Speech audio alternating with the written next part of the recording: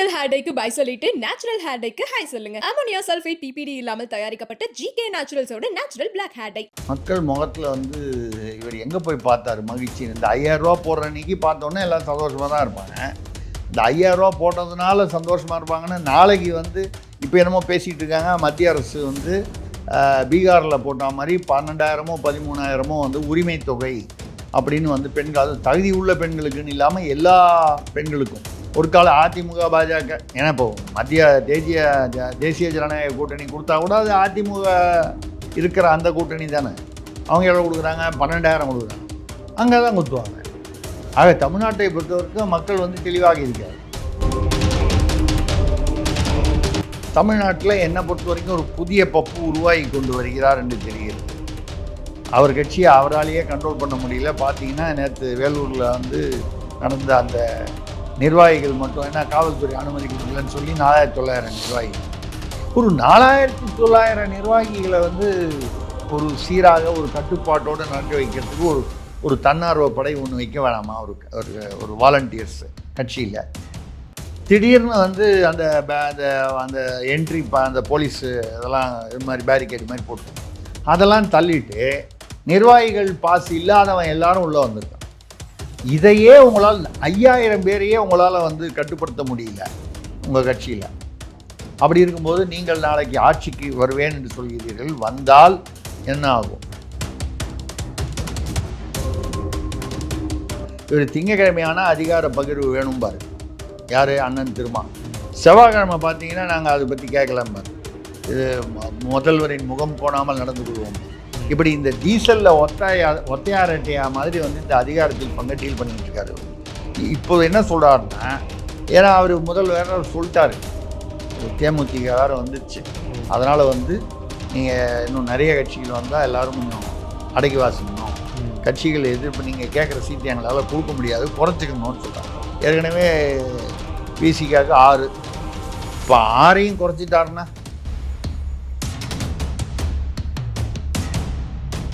1,200 கோடி வந்து ஒரு கான்ட்ராக்டுக்கு வந்து 130 கோடி, கிட்டத்தட்ட 10% மேலே வாங்கியிருக்காங்க. பார்ட்டி ஃபண்டுன்னு வாங்கியிருக்காங்க.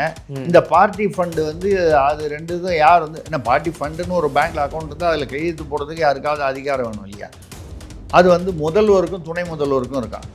இப்போ பார்ட்டி ஃபண்டை கண்ட்ரோல் பண்ணுறது அவங்க 2 பேர் தான். அதிலிருந்து ஏதோ ஒரு குறிப்பிட்ட டிரான்சாக்ஷனில் 2,62,00,000 ரூபா பார்ட்டி ஃபண்டுன்னு உள்ளே வந்ததில்லை. 2 கோடியே லஞ்சமாக வந்து கொடுக்கப்பட்டதுன்னு எங்கேயோ ஒரு வாட்ஸ்அப்பில் ஒருத்தர் பரிமாறி கொண்டிருக்கிறார். இதெல்லாம் வந்து இந்த ஸ்க்ரீன்ஷாட்டு, இதெல்லாம் வந்து இமெயிலு, இதெல்லாம் பிடிச்சிட்டு போயிட்டாங்க. போட்டு பார்க்கணுன்னு சொல்லிங்கன்னா மொத்தமாக போட்டு பாருங்கள். எங்கள் அப்பாவை மட்டும் தனியாக வந்து போட்டு பார்க்குற மாதிரி பண்ணிடாதீங்க. உங்களுக்கு வேண்டிய தகவல் இடியில் வந்து நீங்கள் எடுத்துகிட்டு வந்த தகவல் இவ்வளோ இருக்குங்களா, இடியில் கண்டுபிடிக்காத தகவல் இதோ நான் கொண்டு வந்திருக்கேன் பாருங்க அப்படின்னு கொடுத்ததாக பேசப்படுகிறது. ஐயா KN நேரு எந்த நேரமும் அடுத்த 2 வாரங்களுக்குள் கைதாகலாம் என்பதுதான் வரக்கூடிய செய்தி.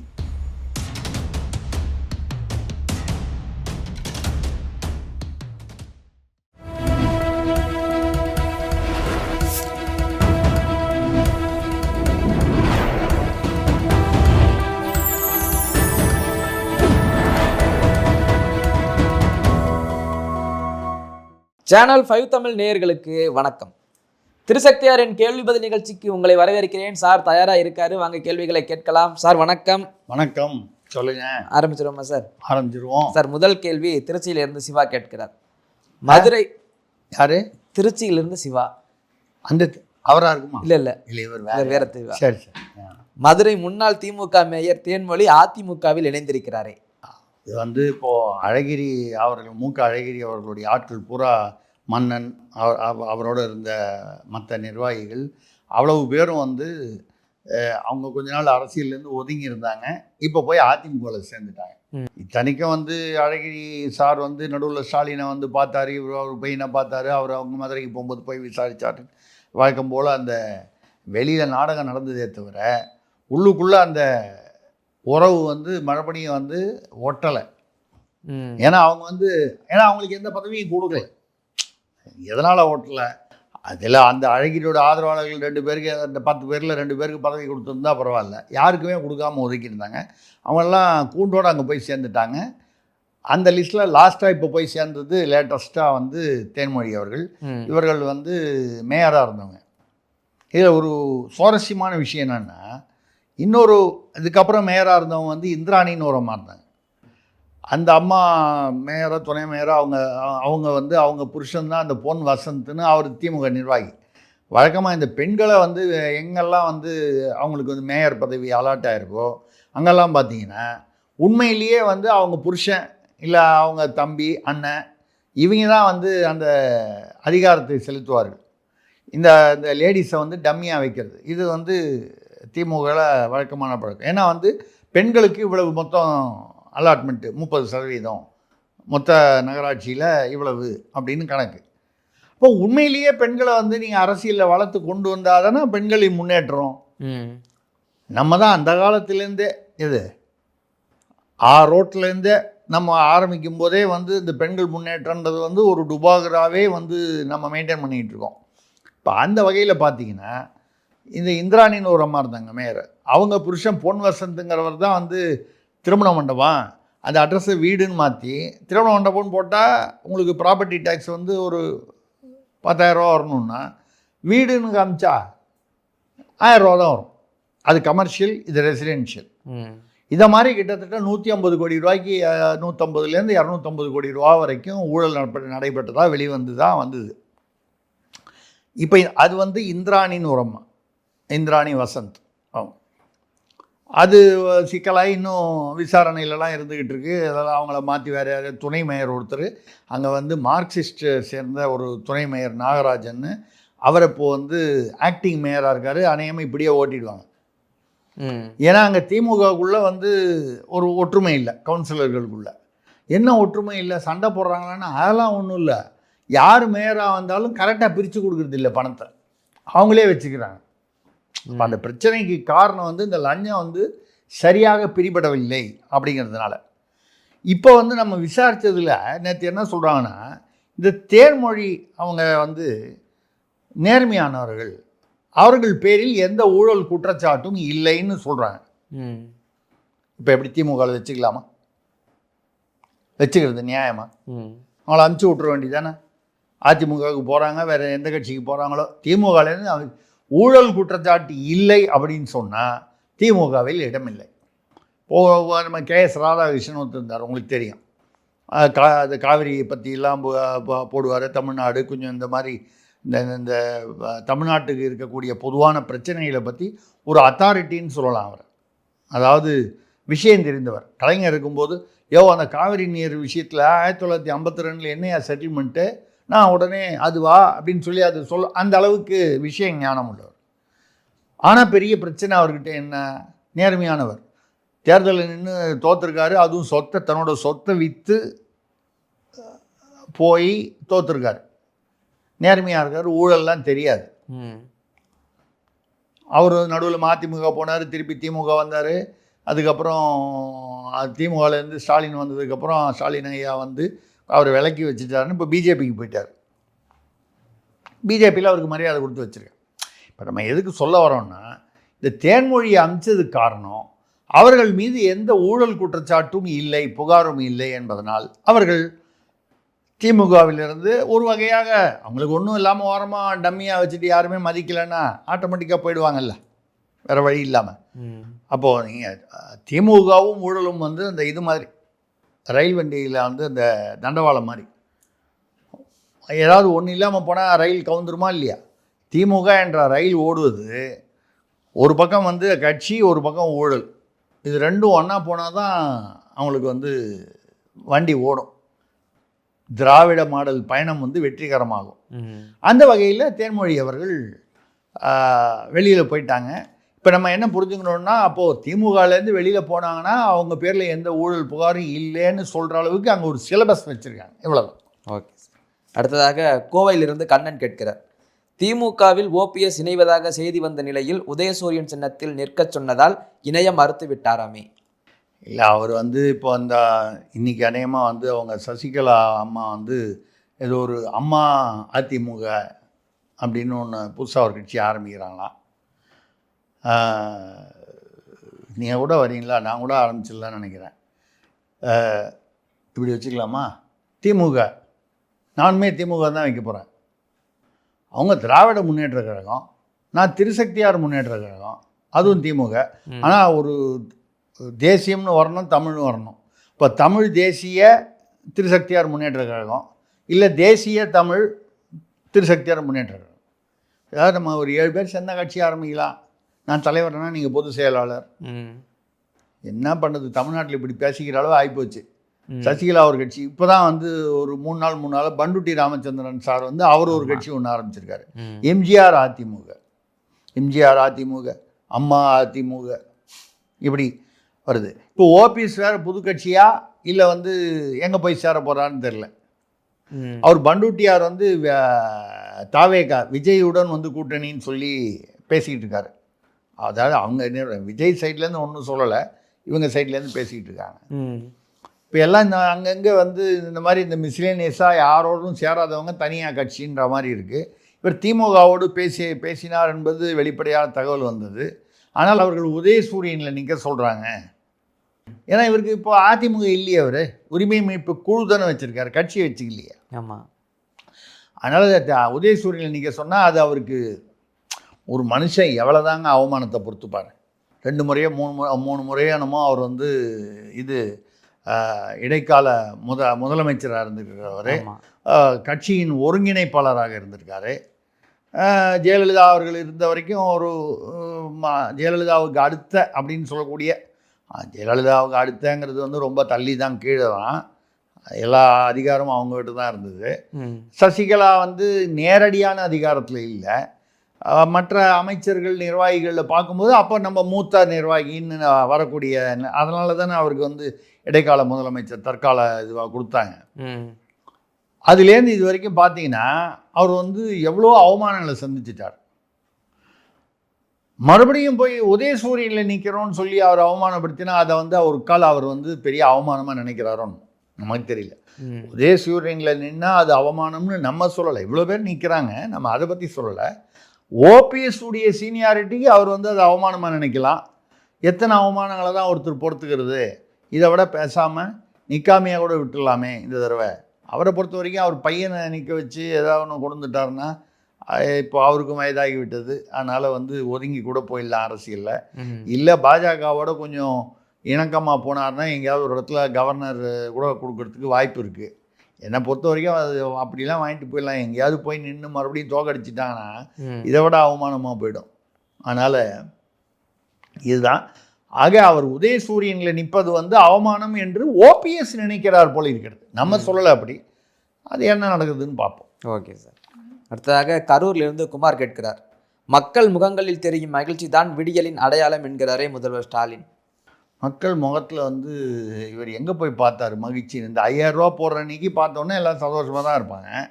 இந்த 5000 ரூபா போட்டதுனால சந்தோஷமாக இருப்பாங்கன்னா நாளைக்கு வந்து இப்போ என்னமோ பேசிகிட்டு இருக்காங்க, மத்திய அரசு வந்து பீகாரில் போட்ட மாதிரி 12,000மோ 13,000மோ வந்து உரிமை தொகை அப்படின்னு வந்து பெண்கள், அது தகுதி உள்ள பெண்களுக்குன்னு இல்லாமல் எல்லா பெண்களுக்கும் கொடுக்க போகிறாங்க. அங்கே வந்து எப்படி சொன்னாங்கன்னா எம்எஸ்எம்இ சிறு தொழில், அந்த குறுதொழில் சிறு தொழில் ஆரம்பிக்கிறவங்களுக்கு இதை வந்து முதலீடாக வைத்து கொள்ளலாம். அதற்காக நாளைக்கு இதை வச்சுக்கிட்டு அவங்க போய் வந்து ஒரு பேங்க்கில் போய் கேட்டாங்கன்னா அந்த முத்ரா அந்த லோனில் வந்து அந்த முத்ரா லோனில் ஏதோ 10 லட்சம் 20 லட்சம்னு ஒரு இந்த தகுதிக்கு ஏற்ப வந்து கொடுக்குறதா மாதிரி, அதுக்கு இது வந்து அப்படின்னு சொல்லி ஒரு காரணமாக பீகாரில், இது ஒரு காரணமாக சொல்லி தான் பீகாரில் கொடுத்தாங்க. அது ஒரு பெரிய ஒரு வெற்றிக்கு பல காரணங்களில் அது ஒரு காரணமாக அமைந்தது. அதே மாதிரி தமிழ்நாட்டிலையும் கொடுத்தாங்கன்னா நம்ம தமிழ்நாட்டு மக்கள் எல்லா மாநிலத்திலையும் அப்படி தான், தமிழ்நாட்டில் குறிப்பாக அப்படி தான். இவர் எவ்வளோ கொடுக்குறாங்க? அவர் 2000 ரூபா, இவங்க 3000 ரூபா, அப்போ இவங்களுக்கு ஓட்டு. இப்போ திமுக எவ்வளோ கொடுத்துச்சு? 5000. ஒரு கால அதிமுக பாஜக, ஏன்னா இப்போ மத்திய தேசிய ஜனநாயக கூட்டணி கொடுத்தா கூட அது அதிமுக இருக்கிற அந்த கூட்டணி தானே. அவங்க எவ்வளோ கொடுக்குறாங்க? 12,000 கொடுக்குறாங்க. அங்கே தான் குத்துவாங்க. ஆக தமிழ்நாட்டை பொறுத்தவரைக்கும் மக்கள் வந்து தெளிவாக இருக்கிறார்கள். ஏலம் விடுற மாதிரி தான், ஏலத்தில் யார் அதிகமாக வந்து கொடுக்குறாங்களோ அவங்களுக்கு ஓட்டு போடுற மாதிரி. அந்த மாதிரி ஒரு இதுதான் வந்து வந்திருக்கு. அவர் என்ன கேட்டார், மக்கள் முகத்தில் மகிழ்ச்சியை பார்த்தா அதுதான் வந்து விடியல்னு. கள்ளக்குறிச்சினாலே கொஞ்சம் சமீப காலத்தில் சிக்கல் தான் போல இருக்குது. அதுக்கு பேரை வந்து என்னை பொறுத்த வரைக்கும் நல்லக்குறிச்சின்னு மாற்றினா தான் சரியாக வரும். ஏதோ வாஸ்து பிரச்சனை இருக்குங்க கள்ளக்குறிச்சியில். பாருங்கள், அந்த கள்ள சாராயம் போட்டு 2 எம்எல்ஏவே வந்து திமுகலேருந்து இன்வால்வ்டுன்னு சொல்லி இன்னி வரைக்கும் அவங்க பேரில் நடவடிக்கை இல்லை. ஏதோ 68 பேர் இறந்து போனாங்க. ஒருத்தர் அந்த கண்ணுக்குட்டின்னு ஒருத்தரை வந்து வழக்கம் போல் ஜெயிலுக்கு கூப்பிட்டு போனாங்க. அவர் 18வது தடவை ஜெயிலுக்கு போயிட்டு ஏதோ 2 மாதத்தில் அவர் பெயிலில் வந்துட்டார். மறுபடியும் அங்கே அதே மாதிரி சந்தோஷமாக வியாபாரம் சாராயம் காட்சி நடக்குது அப்படின்னு சொல்கிறாங்க. அந்த கள்ளக்குறிச்சியில் அந்த அந்த அந்த பகுதியில் பிப்ரவரி 2025 ஒரு பட்டாசு கிடங்கு உரிமம் புதுப்பிக்கப்படாமல், உண்மையை சொல்லப்போனால் உரிமம் இல்லாமல், ரெனியூ ஆகலைன்னா இல்லைன்னு தானே அர்த்தம், அதில் வெடித்து அவங்க புருஷன் இறந்துட்டாங்க.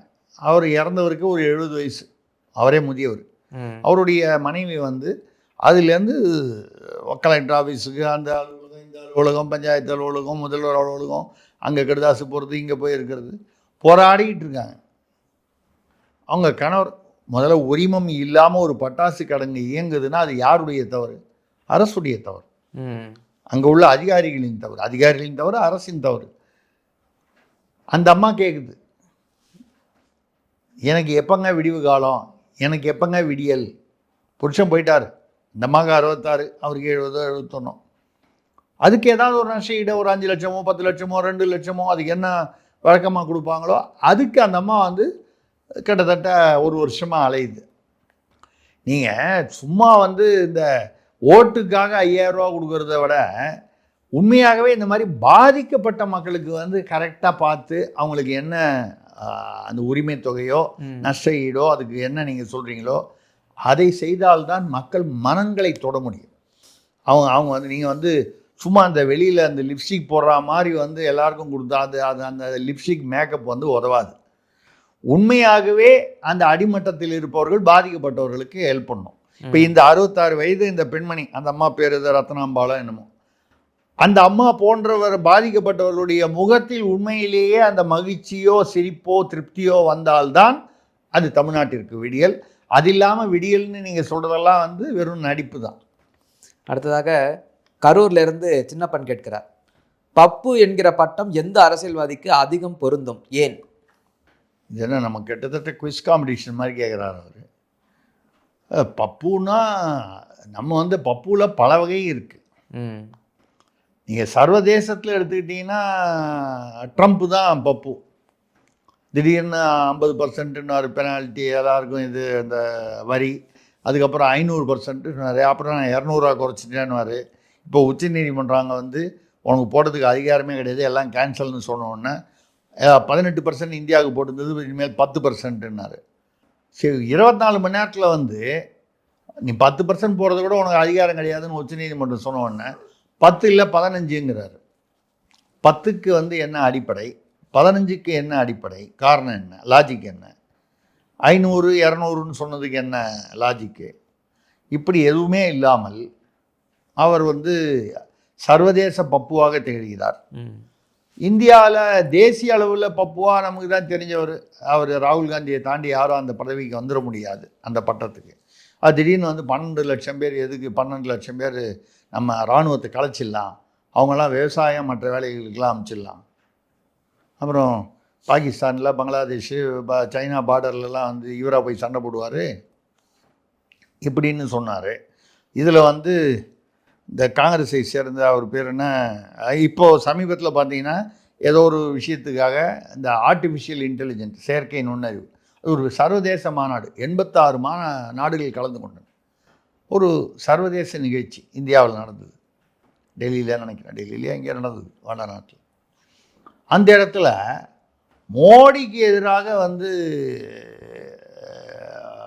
அதாவது ஒரு போராட்டம்னு திடீர்னு இளைஞர் காங்கிரஸை சேர்ந்த கொஞ்சம் பேர் வந்து சட்டையை அவுத்துட்டு, நல்ல வேலை ஆண்கள் மட்டும், ஒரு சர்வதேச நிகழ்ச்சியில் 86 நாடுகள் வரும்போது மோடி பிரதமராக இருந்தால் என்ன, அந்த இடத்துல யார் பிரதமராக இருந்தாங்க, அது இந்தியா என்கிற அந்த நாட்டுக்கு ஒரு மதிப்பு இருக்குது. அங்கே போய் சட்டையை அவுத்துட்டு போய் அங்கே வந்து, ஆனால் போலீஸாரெலாம் அடித்து விரட்டியிருக்காங்க. இதில் தமாஷ் என்னன்னா, போலீஸ்காரங்க அடித்து விரட்டதை விட பொதுமக்கள்லாம் அடித்து விரட்டியிருக்காங்க அவங்கள. ஏன் சர்வதேச ஒரு நிகழ்வில் வந்து இந்தியாவுடைய மதிப்பு கெடுக்கிற மாதிரி. இதில் இப்படி வரும்போது இப்போ அங்கேயே காங்கிரஸ்லேயே வந்து என்ன ஆயிடுச்சுன்னா, மணிசங்கர் ஐயர், அப்புறம் இண்டி கூட்டணியில் இருக்கிற உத்தவ் தாக்கரே, இவங்க எல்லாருமே என்ன சொல்ல ஆரம்பிச்சிட்டாங்க, கார்த்தி சிதம்பரம் தமிழ்நாட்டில் இண்டி கூட்டணிக்கு தலைமை தாங்கிறதுக்கு ராகுலுக்கு திறமை பத்தாது. எப்போ அவர் காங்கிரஸ்லேயும் தலைவராக வச்சுக்க மாட்டீங்க, சும்மா டம்மியாக கார்கே வச்சுருக்கீங்க, அவர் இண்டி கூட்டணிக்கு அவர் தலைவராக வச்சுக்க கூட திறமை பத்தாது, அவர் வச்சுக்கிட்டு என்ன தான் பண்ணுறது பின்ன. அப்போ அங்கே அப்படி ஒரு பப்பு தமிழ்நாட்டில் என்னை பொறுத்த வரைக்கும் ஒரு புதிய பப்பு உருவாகி கொண்டு வருகிறார் என்று தெரிகிறது. அவர் கட்சியை அவராலேயே கண்ட்ரோல் பண்ண முடியல. பார்த்தீங்கன்னா நேற்று வேலூரில் வந்து நடந்த அந்த நிர்வாகிகள் மட்டும், ஏன்னா காவல்துறை அனுமதி கொடுக்கலன்னு சொல்லி 4900 நிர்வாகிகள், ஒரு 4900 நிர்வாகிகளை வந்து ஒரு சீராக ஒரு கட்டுப்பாட்டோடு நடக்க வைக்கிறதுக்கு ஒரு தன்னார்வ படை ஒன்று வைக்க வேணாமா? ஒரு வாலண்டியர்ஸ் கட்சியில் திடீர்னு வந்து அந்த அந்த என்ட்ரி அந்த போலீஸு அதெல்லாம் இது மாதிரி பேரிகேடு மாதிரி போட்டுருக்காங்க. அதெல்லாம் தள்ளிட்டு நிர்வாகிகள் பாஸ் இல்லாதவன் எல்லாரும் உள்ளே வந்திருக்கான். இதையே உங்களால் 5000 பேரையே உங்களால் வந்து கட்டுப்படுத்த முடியல உங்கள் கட்சியில். அப்படி இருக்கும்போது நீங்கள் நாளைக்கு ஆட்சிக்கு வருவேன் என்று சொல்கிறீர்கள், வந்தால் என்ன ஆகும்? அப்போது பப்புன்னா நீங்கள் வந்து தமிழ்நாட்டு பப்பு. இதில் நடுவில் ஒரு பெரிய காமெடி ஒன்று, இந்த மணிசங்கரையன் ஒரு இருக்கார, அவர் திடீர்னு அவருக்கு வந்து ராகுல் மேலே என்ன கடுப்போ அவர் வந்து அவருக்கு இண்டி கூட்டணி தகுதி இல்லைன்ட்டார் தலைவராவது. ஆனால் வந்து தமிழ்நாட்டில் இப்பொழுது வந்து காமராஜர் வந்து ஸ்டாலின் தான்ட்டார்.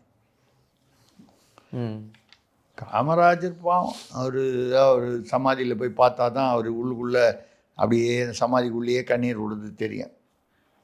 இப்போ நாம் யாரோட தான். எனக்கு அடுத்தது என்ன கவலையாக இருக்குன்னா, ஸ்டாலின் தான் காமராஜர்னு சொல்ல ஆரம்பிச்சுட்டாங்க. மணிசங்கரையர் போன்ற யாரோ சில பேர் என்ன லாபத்துக்காக சொல்கிறாருன்னு தெரியல, அவரை ஒதுக்கி வச்சுருக்காங்க காங்கிரஸில். அடுத்தது வந்து செந்தில் பாலாஜியோ இல்லை KN நேருவோ தான் கக்கன்னு சொல்லிட்டாங்கன்னு வச்சுங்க. இந்த காமராஜர், கக்கன், அப்துல் கலாம் இதில் பேர்லாம் சொன்னால் தமிழ்நாட்டுக்கு வந்து இன்னி வரைக்கும் கொஞ்சம் மற்ற ஊர்களில் மற்ற மாநிலங்களில் தேசிய அளவில் காமராஜர், கக்கன், இவர் அப்துல் கலாம் இந்த பேர்லாம் சொன்னால் ஒரு மரியாதை இருக்குது. அந்த மரியாதையை கெடுக்கிறதுக்கு மணிசங்கர் மாதிரி ஒரு 4 பேர் இருந்தால் போதும்னு நினைக்கிறேன். இதுதான் இந்த பப்பு. இல்லை நமக்கு தெரிஞ்ச பப்பு இது. நாளைக்கு இன்னும் அரசியலில் எத்தனை பப்புகள் வருவார்கள்னு தெரியாது. Okay sir. அடுத்ததாக கன்னியாகுமரியிலிருந்து அருண் கேட்கிறார், சிவராத்திரி கொண்டாட எதற்காக ஈசாவுக்கு போகணும், உள்ளூரிலேயே கொண்டாடலாமே என்று கேட்கிறாரே PTR. இல்லை, அதாவது ஈஷா அப்படிங்கிறது அவர் வந்து ஆதி சிவன், ஆதியோகின்னு ஏதோ ஒரு மையம் வச்சுருக்காரு. அங்கே வருஷம் சிவராத்திரி கொண்டாடுறாரு. கிட்டத்தட்ட 50,000 பேர் 1,00,000 பேர் அங்கே கூடுறாங்க. என்னை பொறுத்தவரை அவர் வந்து அந்த ஆங்கிலத்திலோ இல்லை தமிழ்லையும் பேசுகிறாரு. அவர் கொஞ்சம் அந்த வெளியே கன்னடமோ இல்லை வேறு ஏதோ அந்த இது இருந்தால் கூட, அவரை தாய்மொழி அதுவாக இருந்தால் கூட தமிழ் வந்து ஓரளவுக்கு சரளமாக பேச முடியுது. ஆங்கிலத்தில் நல்லா பேசுகிறாரு. அவருடைய பேச்சு சிறப்பாக இருக்கிறது. இதை தாண்டி அவர் வந்து பெரிய ராஜகுருவா, அவர் தான் உலகத்திலேயே சிறந்த குருவான்லாம் கேட்டான்னு நம்ம வந்து அதுக்கு பதில் சொல்லலை. நம்ம அங்கே போகவும் இல்லை. யார் போகிறா, விருப்பம் இருக்கிறவன் அங்கே போகிறான். பட் இந்த கேள்வியை PTR கேட்குறாரு, அங்கேயே போகணும், நீங்கள் வீட்டில் இருக்கிற இடத்துலையே நீங்கள் கொண்டாடக்கூடாதான்னு. வருஷம் ஹஜ் யாத்திரைக்கு நீங்கள் அரசாங்கத்துலேருந்து காசு கொடுத்து மெக்காவுக்கு போகிறாங்கல்ல, இந்த கேள்வியை அவங்கள கேட்க முடியுமா? பெத்தலகேம் போகிறாங்க, ஜெருசலேம், இயேசு கிறிஸ்து வாழ்ந்த இடம், பிறந்த இடம்னு அங்கே போகிறாங்க. அவங்கள வந்து ஏங்க இங்கேயே வந்து இயேசு கிறிஸ்துவை கும்பிட வேண்டியதானே, ஜெருசலேம் ஏன் போகிறீங்கன்னு கேட்க முடியுமா? அது மாதிரி சிவன் கோயிலுக்கு எங்கேனாலும் போகலாம், கைலாயத்துக்கு போகலாம், பத்ரிநாத், கேதார்நாத்துக்கு போகலாம். அவனுக்கு பிடிச்சது அந்த ஈஷா அங்கே மையத்துக்கு போகிறாங்க. இதே மாதிரி எத்தனையோ கிறிஸ்தவ மத இவங்க வந்து அவங்கவுங்க இடத்துல அந்த சுவிசேஷ திருவிழா நடத்துகிறாங்க, போகிறாங்க. அவங்கள வந்து ஏன் நீங்கள் அங்கெல்லாம் போகிறீங்க, வீட்லேயே அதெல்லாம் கொண்டாடிக்க வேண்டியதானேன்னு PTR கேட்குற தைரியம் இருக்கா? இவர் டம்மி அமைச்சரை ஆக்கி வச்சுருக்கும் போதே நான் நினைக்கிறேன் அதில் தான் அவருக்கு வந்து டம்மி அமைச்சராக இருக்கும். நம்ம ஏதாவது 2 வார்த்தை இந்த மாதிரி பேசினா தான் நம்மளை வந்து திமுகலேயே நம்ம இருக்கோன்றதை அவங்களுக்கே மறந்து போச்சு திமுக தலைமைக்கு. அப்பப்போ ஞாபகப்படுத்துறதுக்கு இந்த மாதிரி ஏதாவது பேசணும்னு பேசிக்கிட்டு இருக்கார் அவர். அதனால் நம்ம அதை மன்னித்து விடுவோம். அடுத்ததாக மாமல்லபுரத்திலிருந்து மணி கேட்கிறார். அதிகார பகிர்வு கேட்கும் காலம் இப்போது இல்லை என்று உணர்ந்திருக்கிறோம் என்கிறாரே திருமா, அதற்கு என்ன அர்த்தம்? அதிகார பங்கு வேணும்னு ஒரு நாள் விட்டு ஒரு நாள் சொல்லுவார். இந்த டெல்லியில் வந்து ரொம்ப வந்து இந்த மாசு, இந்த புகையெல்லாம் அதிகமாக போச்சுன்னு சொல்லி, பொல்யூஷன் அதிகமாக போச்சுன்னு சொல்லி கொஞ்சம் வருஷத்துக்கு முன்னால் என்ன பண்ணாங்க, உச்சநீதிமன்றத்தில் வந்து இந்த பைக்குகள் கார்கள்லாம் இருக்குது பாருங்கள், ஆட் நம்பர் ஈவன் நம்பர், அதாவது ஒத்த ரெட்டை முடியக்கூடியது. இப்போ 1 3 5 7 9 ஒத்தை, 2 4 6 8 வந்து 0 வந்து ரெட்டை. இந்த ஒத்தையில் இறங்குறதெல்லாம் திங்கக்கிழமைக்கு போகலாம் ரோட்டில், புதன்கிழமைக்கு வாரத்துக்கு 3 நாள் போகலாம், திங்கள் புதன் வெள்ளி ஒரு உதாரணமாக வச்சு. இந்த ஒத்தையன் ரெட்டையன் முடிகிறக்கூடியதெல்லாம் செவ்வாய் வெள்ளி சனி இப்படி ஏதாவது ஒன்று. அப்போ வந்து இந்த சாலையில் செல்லும் வாகனங்கள் குறைந்தால், அதுவும் டீசல் வாகனங்கள் குறைந்தால், டீசல்னால் வரக்கூடிய புகை மாசு, ஏன்னா அங்கே வந்து பகல்லையே வந்து 4 அடிக்கு முன்னால் வந்து என்ன போகுதுன்னு தெரியாத அளவுக்கு அந்த புகை வந்து மூட்டம் அதிகமாக இருக்குது. இப்போவும் அப்படி தான் இருந்துக்கிட்டு இருக்கு. அங்கே ஒரு பெரிய பிரச்சனையாகவே இருக்குது தலைநகர் டெல்லியில்.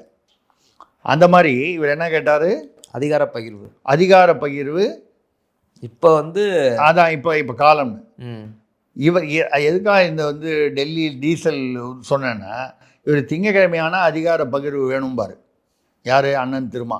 செவ்வாய்க்கிழமை பார்த்தீங்கன்னா நாங்கள் அதை பற்றி கேட்கலாம்பார், இது முதல்வரின் முகம் கோணாமல் நடந்து கொள்வோம்பார்.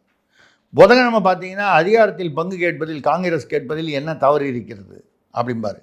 வியாழக்கிழமைக்கு என்னதான் இருந்தாலும் அது அவர்களது முடிவு, திமுக தலைமையின் முடிவு.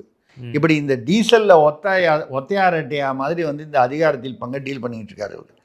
இப்போ என்ன சொல்கிறாருன்னா, ஏன்னா அவர் வேற சொல்லிட்டார், தேமுதிக வேறு வந்துருச்சு, அதனால் வந்து நீங்கள் இன்னும் நிறைய கட்சிகள் வந்தால் எல்லோரும் கொஞ்சம் அடக்கி வாசிக்கணும், கட்சிகள் எதிர்ப்பு நீங்கள் கேட்குற சீட்டு எங்களால் கொடுக்க முடியாது, குறைச்சிக்கணும்னு சொல்கிறாங்க. ஏற்கனவே விசிகாவுக்கு 6, இப்போ 6ஐயும் குறைச்சிட்டாருன்னா 6லேருந்து எங்களுக்கு 20 வேணும்னு கேட்டதெல்லாம் தாண்டி இப்போ 6 கொடுத்தாலே போதும்னு ஆயிடுச்சு. அப்போ இந்த சமயத்தில் அவரை வந்து அதிகாரத்தில் பங்கு யார் பார்த்து இந்த ஸ்கூலில் வந்து நான் திரும்பி அந்த போர்டில் பார்க்கும்போது யார் இந்த பையன் அந்த சாக்பீஸ் அடிச்சது, நீயா நாளைக்கு பரீட்சை இல்லை பார்த்துக்கிறேன் வாத்தியார் சொன்னான். அந்த மாதிரி நிலைமையில் இருக்கார் திருமாவளவன், சாக்பீஸ் அடித்தா மாதிரி. அதிகாரத்தில் பங்கு யார் பேசுனது, காங்கிரஸ். இப்போ கூட பார்த்தீங்கன்னா அவர் கேசி வேணுகோபால் வந்து பேசிட்டு போயிருக்காரு. ஆனால் வந்து ராகுல் காந்தி அவர்கிட்ட ஒரு கடிதம் கொடுத்து அனுப்பிச்சாராம், எங்களுக்கு அதிகாரத்தில் பங்கு வேணும், 41 சீட்டு வேணும், ஒரு ராஜ்யசபா எம்பி வேணும், 30% உள்ளாட்சியில் வந்து இதெல்லாம் ஒதுக்கணும் உள்ளாட்சி வரும்போது. பார்த்தோன்னே அவர் முதல்வர் சாருக்கு கோவம் வந்துட்டு அதிகாரத்தில் பங்குன்னு அது வந்து எப்படி ராகுல் எழுதி அமைச்சிட்டாருன்னா, கேசி வேணுகோபால் வந்து பேசுனா நான் ராகுல்கிட்ட பேசிக்கிறேன்னு சொன்னேன். அதுக்காக தான் என்ன பண்ணிட்டார் கேசி வேணுகோபால் உஷாரா அவர்கிட்டேருந்து கடிதம் வாங்கிட்டு வந்துட்டார். காமிச்சோன்னு அதிகார பங்குன்னு டென்ஷன் ஆகிட்டாராம் முதல்வர். அதிகாரத்தில் பங்குன்னா நம்ம வந்து நீங்கள் கிளம்புங்க, நீங்கள் எங்கே வேணாலும் உங்கள் கூட்டணி போய்க்கிங்க, உங்களை நம்பி நாங்கள் இல்லை அப்படின்னு அவ்வளோ கோவப்பட்டாராம். அதுக்கப்புறம் வந்து ஷோடங்கர் போய் கனிமொழியை பார்த்து இல்லை நாங்கள் இந்த அர்த்தத்தில் கேட்டோம், அது ஏதோ ஒரு பேச்சுகள் சமரசம் இருக்கு. இந்த மாதிரி இருக்க ஒரு சூழ்நிலையில் இப்போ அதிகாரத்தில் பங்குன்னு மறுபடியும் பேச போய் 6 சீட்டுக்கு பதிலாக 4 சீட்டாக குறைச்சிட்டா என்ன பண்ணுறதுன்றதுக்காக நாங்கள் அதிகாரத்தில் பங்கு கேட்கும் காலம் இப்பொழுது இல்லை என்பதை உணர்ந்திருக்கிறோம். ஏன்னா வாத்தியார் வந்து பரீட்சையில் மார்க்கை குறைச்சிருவார் தேர்தல் பரீட்சையில். நாங்கள் அதனால் வந்து ஒரு 10-20 வருஷம் பொறுத்து, இப்போ என்ன அவசரம், ஒரு 10-20 வருஷம் பொறுத்து அதிகாரத்தில் பங்கு கேட்கும் காலம் வரும். அந்த காலம் வரை நாங்கள் பொறுத்திருந்து எங்கள் உரிமைக்காக குரல் கொடுப்போம் அப்படின்னு அண்ணா வந்து பம்மிட்டார். இவ்வளோதான் விஷயம்.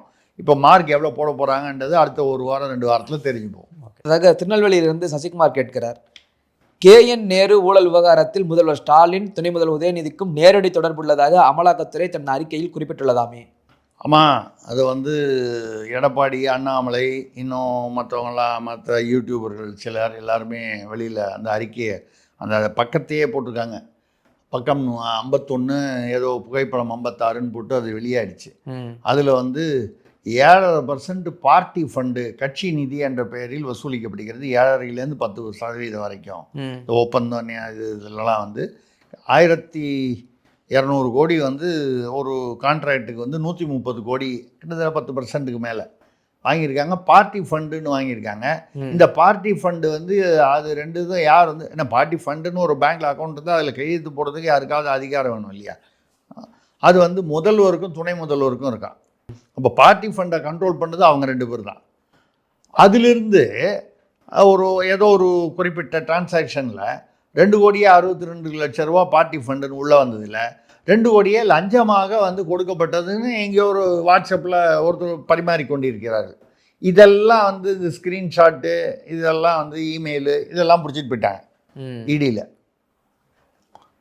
அப்போ பார்ட்டி ஃபண்டுன்னு வசூல் பண்ணால் அதுக்கு வந்து முதல்வர், துணை முதல்வர் தான் அதுக்கு பொறுப்பாகிறார்கள், அதை கண்ட்ரோல் பண்ணுறதுனால.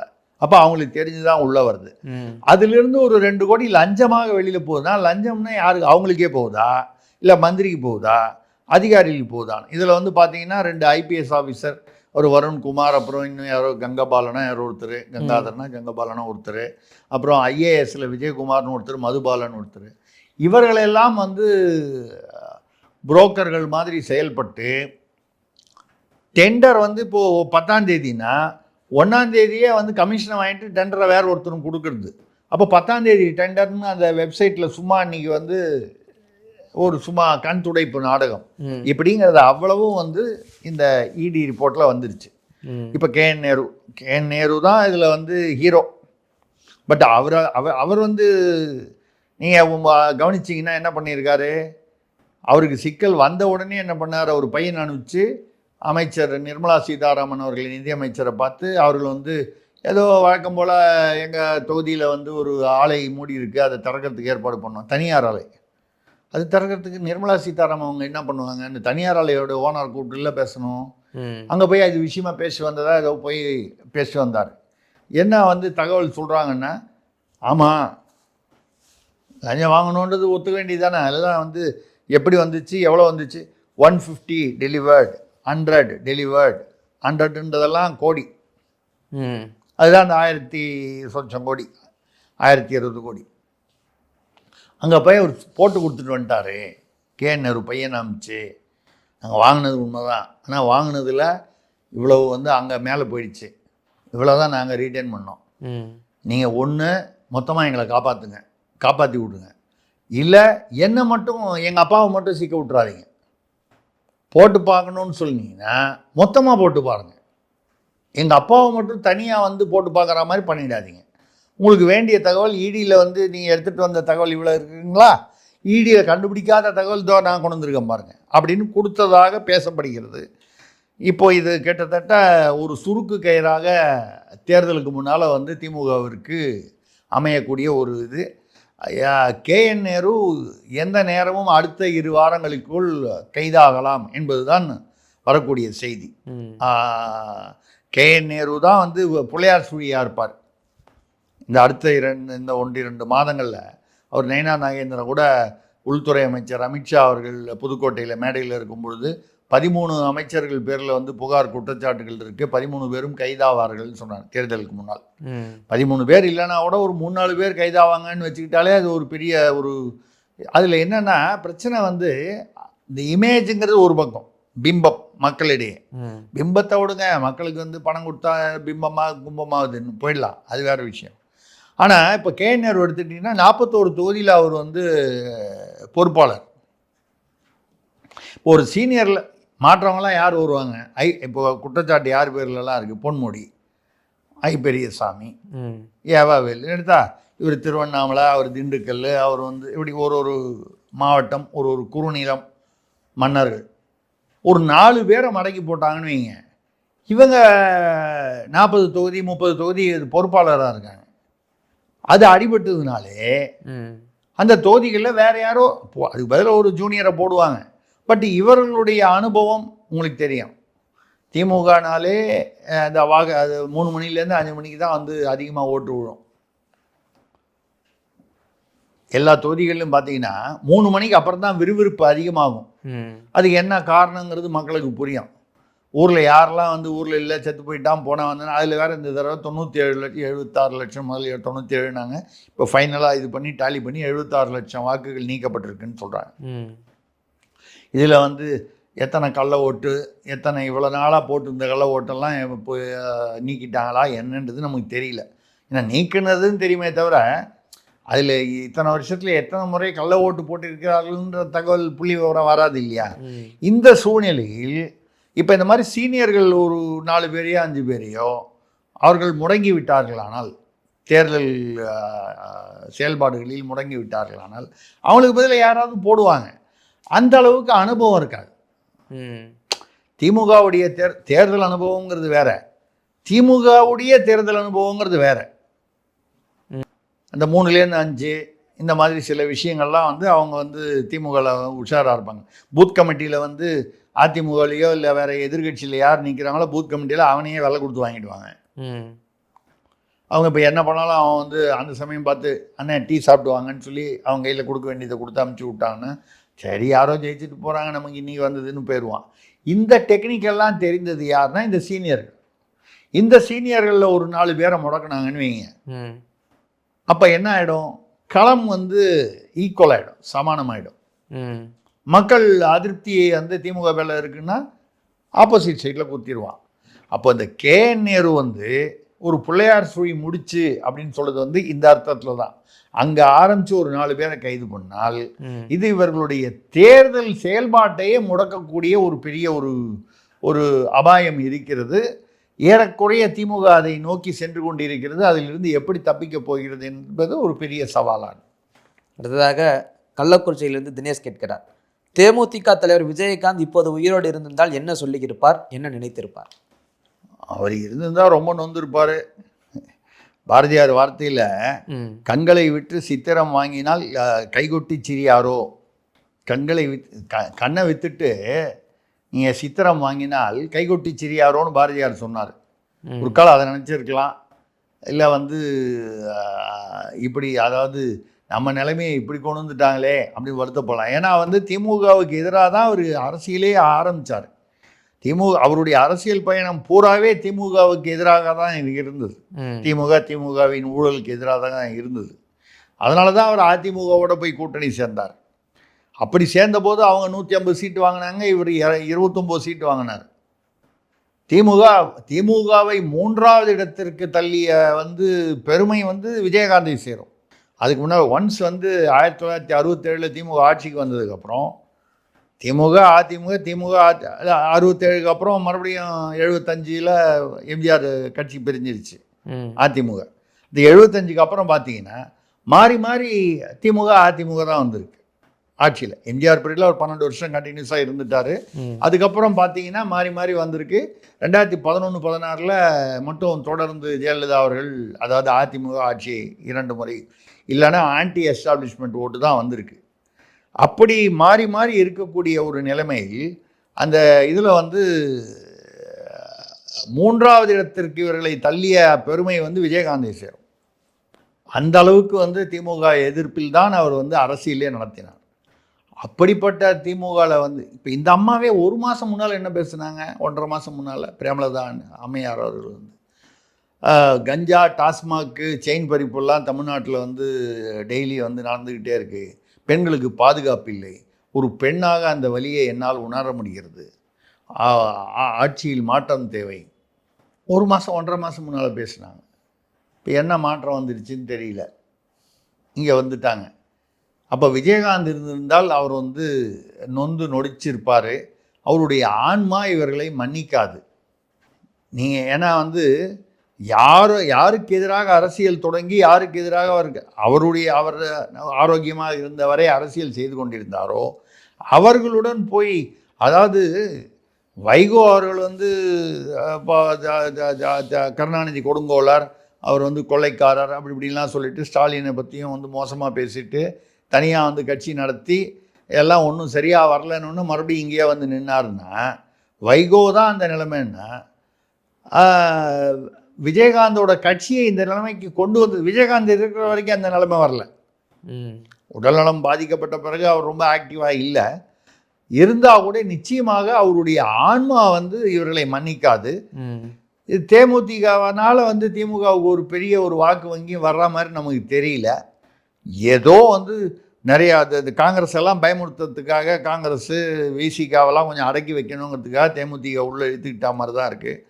அதனால் வந்து இன்னும் வந்து பிரச்சனைகள் அதிகமாகும். காங்கிரஸ் ஏற்கனவே பேசணும், களத்தில் வந்து நீங்கள் இவ்வளவு சண்டை போட்டுட்டு மறுபடியும் வந்து கூட்டணி வச்சிங்கன்னா களத்தில் அது ஒர்க் அவுட் ஆகுமான்னு பார்த்தா காங்கிரஸ்காரன் திமுக எதிராக வேலை செய்வான், திமுககாரன் காங்கிரஸ்காரன் நிற்கிற இடத்துல எதிராக வேலை செய்வான். விசிகா ஏற்கனவே அவர் பொறுமையிட்டு இருக்காரு. அதான் நான் சொன்னேன், ஒத்தையார் ரெட்டையாக போட்டு இந்த அதிகாரத்தில் பங்கு பேசிக்கிட்டு இருக்காரு. தேமுதிகவினால ஒரு பெரிய ஒரு பெரிய ப்ளஸ்ஸோ மைனஸோ வந்துடுறதுக்கு வாய்ப்பு இல்லை. 2021 1/2% கீழே வாங்கினாங்க சட்டமன்ற தேர்தலில். 2024 23 டிசம்பரில் ஒரு விஜயகாந்த் அவர்கள் இறந்தார். அது 4-5 மாதத்தில் தேர்தல் வந்ததுனால 2.25% வாங்கினாங்க. அது இப்போ பார்த்தீங்கன்னா என்னை பொறுத்த வரைக்கும் அதே பழைய 1/2%க்கோ 1%க்கோ அந்த ரேஞ்சுக்கு போயிடும். 1% வாக்கு வருதுன்றதுக்காக காங்கிரஸ்காரனையும் பகிச்சுக்கிட்டு விசிகா காரனையும் ஒரு அதிருப்தியில் கொண்டு வந்து அவர்களுக்கு இதை விட நிச்சயமாக காங்கிரஸுக்கும் விசிகாவிற்கும் இதை விட பெரிய வாக்கு வங்கி. தேமுதிகவை ஒப்பிடும்போது அவர்களுக்கு கொஞ்சம் இதை விட பெரிய வாக்கு வங்கி. அந்த வாக்கு வங்கியை ரிஸ்க் எடுக்கிறது திமுக வந்து இந்த முறை வந்து ஒரு என்ன சொல்கிறது, அந்த தேர்தல் ஸ்ட்ராட்டஜி வந்து ஒரு தவறான ஸ்ட்ராட்டஜியில் இறங்கிட்டாங்களோ, இந்த ஓவர் கான்ஃபிடென்ஸ்னு சொல்லுவாங்க, ஒரு அதீத நம்பிக்கையில் நம்மளை யாரும் ஒன்றும் செய்ய முடியாது, எந்த கொம்பனும் எங்கள் ஆட்சியை ஒன்றும் செய்ய முடியாதுன்ற ஓவர் கான்ஃபிடென்ஸில் சொதப்பிட்டாங்க அப்படிங்கிற மாதிரி தெரியுது. மக்கள் தான் முடிவு பண்ணுவாங்க. ஓகே. அடுத்ததாக ராமநாதபுரத்திலிருந்து காசிநாதன் கேட்கிறார், மாற்றுத்திறனாளிகளையும் செவிலியர்களைப் போலவே பேருந்தில் அடைத்து தொலைதூரத்தில் விட்டிருக்கிறதே திமுக அரசு. ரொம்ப அராஜகங்க. கண் பார்வையற்ற மாற்றுத்திறனாளிகள், கால் நடக்க முடியாதவங்க எல்லாம் இருக்காங்க. அவங்களெல்லாம் சட்டையை பிடிச்சி குண்டு கட்டாக தூக்கி கொண்டு போய் பஸ்ஸில் ஏற்றி இந்த பஸ்ஸை வந்து சம்மந்தமே இல்லாத ஒரு ஊரில் கொண்டு போய் இறக்கி ஒரு, அதுவும் நினச்சி பாருங்கள், கால் நடக்க முடியாதவன் கூட ஏதோ பின்னையே விசாரிச்சுட்டு போயிடுவான். அவனுக்கும் கஷ்டம்தான் இருந்தால் கூட.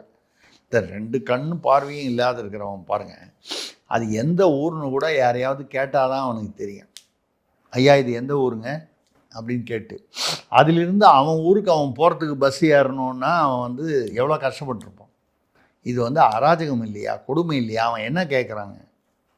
மாற்றுத்திறனாளிகள் அவங்களுக்கான உரிமை தொகையை வந்து உயர்த்தி கேட்குறாங்க, அவங்களுக்குள்ள அந்த மாதிரி குறைகளை கேட்குறாங்க.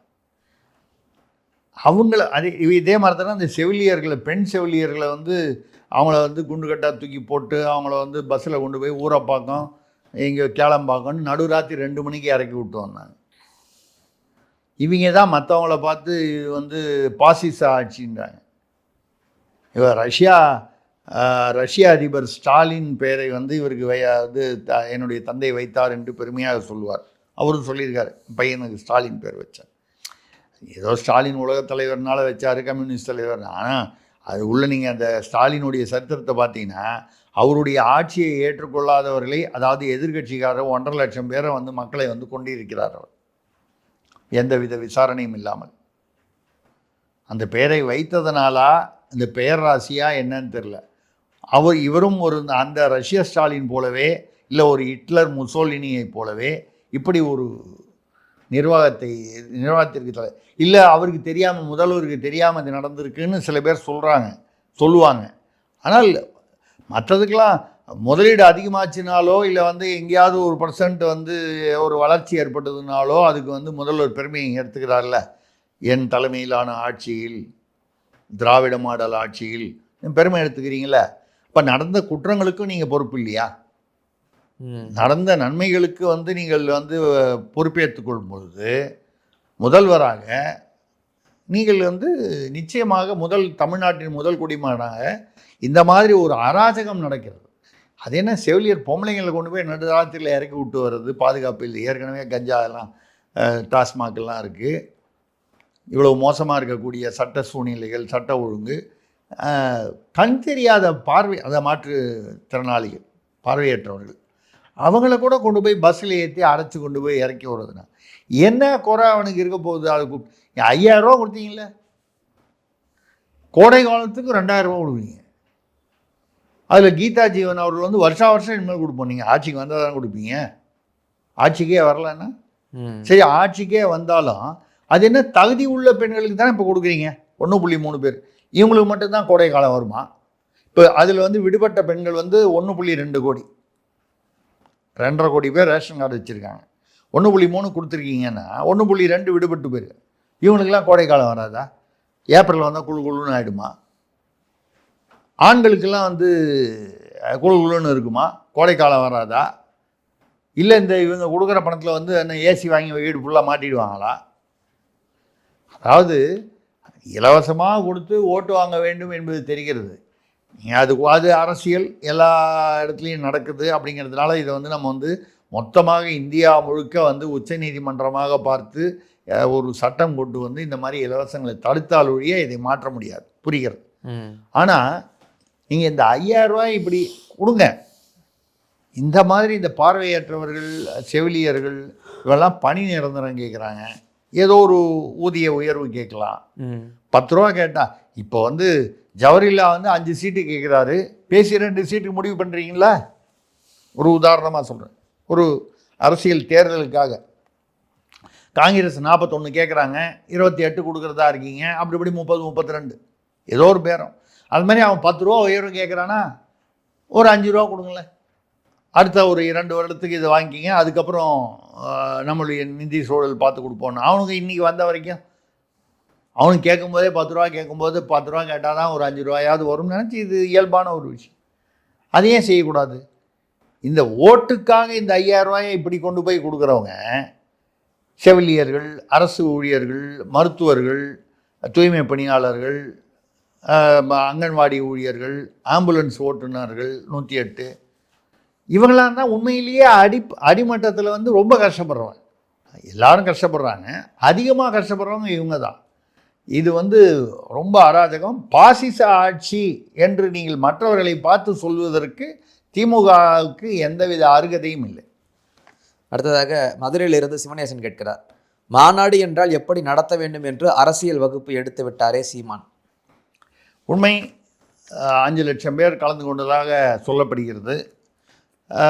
அது எத்தனை லட்சமாக இருந்தாலும் எந்தவித அசம்பாவிதமும் இல்லை, காவல்துறைக்கு தொந்தரவு இல்லை, அனுமதிக்கு ஏற்றபடி நிபந்தனைகளுக்கு ஏற்றபடி நடத்தியிருக்காரு. சீராக வந்துட்டு போகிறாங்க. அவளுக்கு குடிநீர், அத்தியாவசிய தேவைகள் எல்லாமே சரியாக வந்திருக்கிறது. யார் வந்து கூட்டப்பட்ட கூட்டம் இல்லை, கூடிய கூட்டம். 200 ரூபா 300 ரூபா கொடுத்து சேரில் வந்து மைசூர் பாகு, அப்புறம் மிக்சரு, அப்புறம் ஒரு பாட்டில் வீரன். செங்கல்பட்டில் தாமோகன் பர்சன் கூட்டிய திமுக மாநாட்டில் அப்படி தான் ஒரு வீரன். ஏன்னா வந்து பாருங்கள், எவ்வளோ வந்து அந்த அரசியல் சாதுரியம் பாருங்கள். ஏன்னா பாதி பேசிகிட்டு இருக்கும்போது சீட்டு விளையாடுறான், அப்புறம் வந்து டாஸ்மாக் கடை மூடிடுன்னு சொல்லி பேசிகிட்டு இருக்கும்போதே போயிடுறான். முக்கியமான புள்ளிகள் திமுகவில் பேசிகிட்டு இருக்கும்போது அவன் டாஸ்மாக் கடை மூடிடுன்னு போயிடுறான். நீ எதுக்கு அங்கே போனோம்? வீரன் ஒரு பாட்டில் கொண்டு வந்து ஒரு சீட்லேயே வச்சுட்டா ஏந்து போக மாட்டான்ல. இப்படியாவது வந்து இப்படி தான் நீங்கள் உங்களால் கூட்டம் கூட்ட முடியுது. அவர் எந்த வித அந்த மாதிரிலாம் இல்லாமல் 234 வேட்பாளரையும் ஒரே மேடையில், 234 பேரும் பட்டதாரிகள், அவர்கள் மீது எந்த குற்ற வழக்கும் இல்லை என்று சொல்லப்படுகிறது. அவங்க சொல்லதை வச்சுட்டு தான் நம்ம சொல்கிறோம். அதில் 117 பேர், ஒரு திருநங்கை உட்பட பெண்கள், அந்த பக்கம் வந்து ஆண்கள், அனைவரும் பட்டதாரிகள். 234 பேரையும் ஒரே மேடையில் அறிமுகப்படுத்திய வந்து முதல் கட்சி இந்தியாவிலேயே. இதுக்கப்புறம் தேர்தலில் பெறக்கூடிய வெற்றி என்ன, எவ்வளோ தூரம் வெற்றி, எவ்வளோ சீட்டு கிடைக்கும், எவ்வளவு சதவீத வாக்கு, இது மக்களுடைய தீர்ப்பு. ஆனால் ஒரு மாநாடு என்றால் இப்படி நடத்த வேண்டும்.